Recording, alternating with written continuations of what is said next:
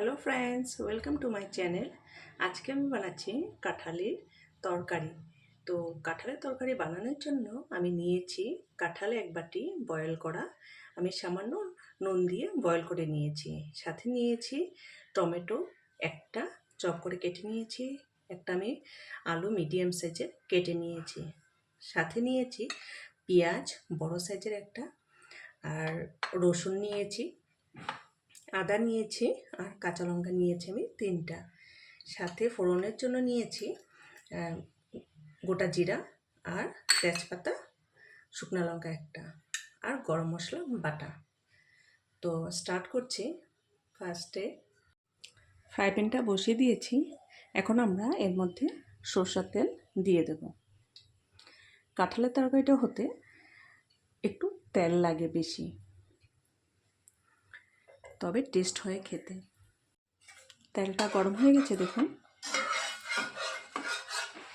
এখন এর মধ্যে তেজপাতাটা দিয়ে দেব।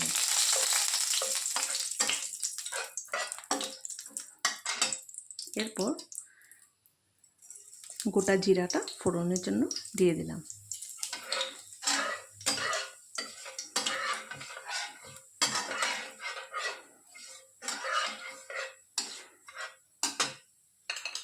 এরপর আমি আলুটা দিয়ে দিচ্ছি।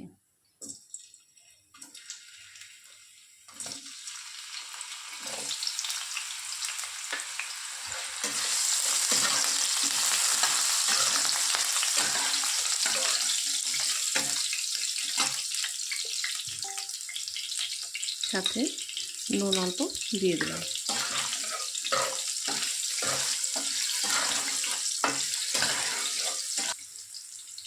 হলুদ দিলাম।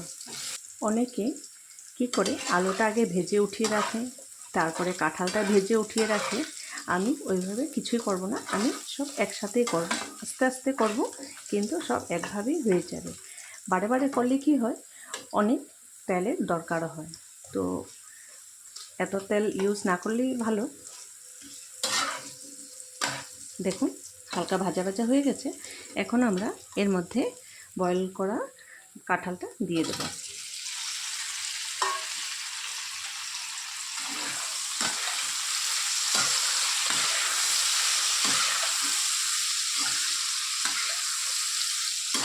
কাঁঠালটা ভাজা ভাজা হতে থাক, আমরা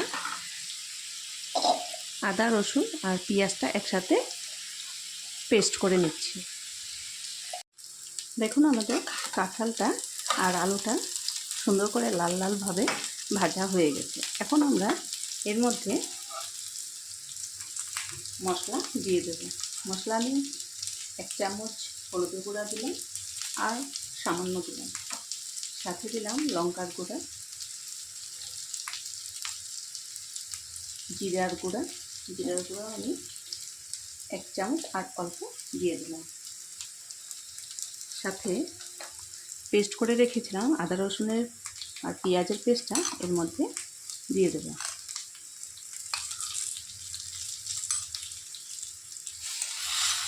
আমি অল্পই দিয়েছি।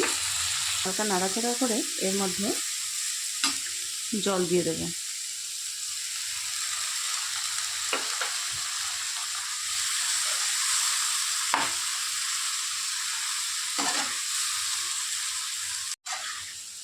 ভালো করে এখন আমরা কষিয়ে নেব। ঢাকা দেব না, কেন কি কাঁঠালটা বয়েল করাই ছিল। তো কম স্টিমে আমরা ভালো করে কষিয়ে নেব।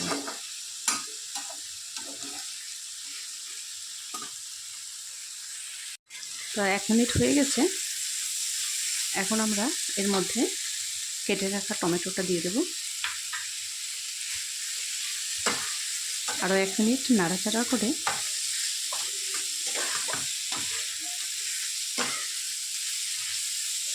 এর মধ্যে জল দিয়ে দেব।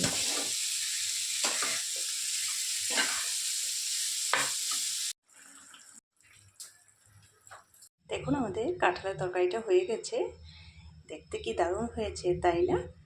তো খেতেও খুবই টেস্ট।